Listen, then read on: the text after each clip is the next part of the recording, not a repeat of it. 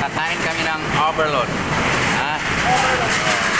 Yung pares ko guys, hindi masibo. Dahil goto ang ginagamit ko. Okay? So ito na po yung pares na hindi masibo dahil goto. Pinalambot po ng 3 oras. Dagdagan po natin ng lechon kawali. Idagdag na po natin ang sitsarong bulaklak. Napakayami.